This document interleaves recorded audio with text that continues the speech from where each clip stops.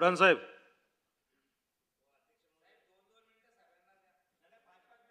पाच मिनिट. चला संपवा उडान साहेब, कंप्लीट करा, टाइम चालू झाला तुमचा. अध्यक्ष महोदय, हो आता दोन तीन मिनिटात संपवू सगळं. उडान साहेब अध्यक्ष आपण चालू महोदय, करा. 293च्या काय प्रस्तावावर चर्चा करताना ग्रामीण महाराष्ट्राशी संबंधित 4 मुद्द्यांवर मी आपले लक्ष वेधू इच्छितो. अध्यक्ष महोदय, 2014 साली अमीन भाई, निवडणुकीमध्ये आपण धनगर समाजाला आश्वासन दिलं होतं की पहिल्या कॅबिनेटमध्ये धनगर समाजाचं आरक्षण आपण मंजूर करणार. 12 वर्ष झाली तरीसुद्धा हा प्रस्ताव प्रलंबित आहे. माननीय दीपकजी बोराडे यांनी 17 सप्टेंबर 2024ला जालना येथे 16 दिवसाचं उपोषण केलं होतं. त्यानंतर 21 जानेवारी 2024ला आझाद मैदान येथे त्यांनी आंदोलन केलं आणि 16 मार्च 2026 पासून ते परत आझाद मैदान येथे आमरण उपोषणाला बसलेले आहेत. अस्तित्वात असणाऱ्या अनुसूचित जमातीच्या आरक्षणाला धक्का न लावता धनगर समाजात अनुसूचित जमातीमध्ये आरक्षण द्यावे ही त्यांची न्याय मागणी आहे. महाराष्ट्रामध्ये आपण हैदराबाद गॅझेट लागू केलेलं आहे.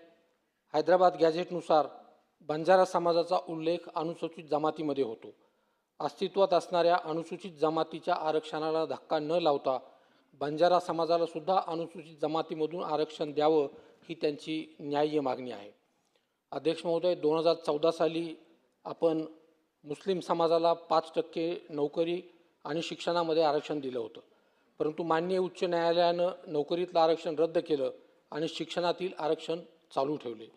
2014 ते 2026 या 12 वर्षामध्ये या अध्यादेशाचं रूपांतर आपण कायद्यात केलं नाही आणि शेवटी फेब्रुवारी 2026मध्ये मुस्लिम समाजाला दिलेलं 5% आरक्षण रद्द करण्यात आलं. अध्यक्ष महोदय, मुस्लिम समाजात सुद्धा सामाजिक, शैक्षणिक, आर्थिकदृष्ट्या मागासलेला फार मोठा वर्ग आहे. विधिमंडळाच्या आणि कायद्याच्या ज्या काही अडचणी असतील त्या दूर करून पुन्हा एकदा मुस्लिम समाजाला आरक्षण परत देण्यात यावं. तिन्ही समाजामध्ये खूप असंतोष आहे. या सर्वांच्या आरक्षणाबाबत सकारात्मक निर्णय घ्यावा अशी मी आपल्यामार्फत सरकारला विनंती करतो. राज्यामध्ये हजारो शेतकऱ्यांची कृषी यांत्रिकीकरण उपअभियान व राज्य पुरस्कृत कृषी यांत्रिकीकरण योजनेअंतर्गत महा-DPT पोर्टलवर लॉटरीद्वारे निवड झालेली आहे. परंतु महा-DPT पोर्टलवर पूर्वसंमती देण्याचं टॅब सध्या बंद करण्यात आलेलं आहे. त्यामुळे पात्र होऊनही पूर्वसंमती देता न आल्यामुळे शेतकऱ्यांना पुढील यंत्र खरेदी करता येत नाही, त्यांना अनुदान मिळत नाही. ही टॅब का बंद केली व किती काळासाठी बंद केली हा संभ्रम शेतकऱ्यांच्या मनामध्ये आहे. हा टॅब लवकरात लवकर चालू करणं ही मागणी शेतकऱ्यांची आहे.